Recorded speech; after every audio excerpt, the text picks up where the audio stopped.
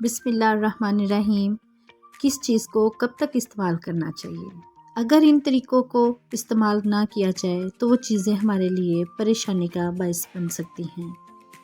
عام طور پر ہم روزمرہ کے استعمال کی اشیاء کو بہت معمولی سمجھتے ہیں، لیکن اگر ان کو طریقے سے استعمال نہ کیا جائے تو وہ ہمارے لیے پریشانی کا باعث بن سکتی ہیں۔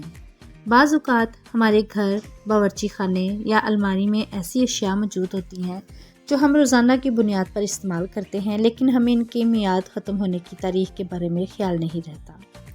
ایک حالیہ تحقیق میں اس معاملے کی سنگینی کے بارے میں خبردار کرتے ہوئے ان میں سے کچھ اشیاء کی تاریخ اور انسانی صحت پر ان کے اثرات پر توجہ دینے پر زور دیا گیا ہے۔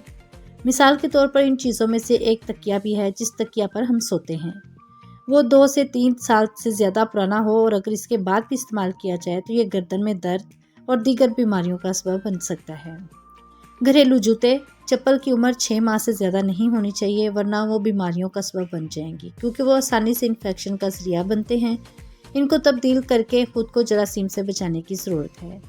اسی طرح کھیلوں کے جوتوں کی عمر 1 سال سے زیادہ نہیں ہوتی ہے۔ اگر اس عرصے سے تجاوز ہو تو جسم اور پیروں پر دباؤ بڑھ جاتا ہے اور انہیں پہننا تکلیف کا باعث ہوتا ہے۔ دانتوں کا برش صرف 3 ماہ کے لیے جبکہ بالوں کی کنگھی صرف 1 سال تک استعمال کی جانی چاہیے۔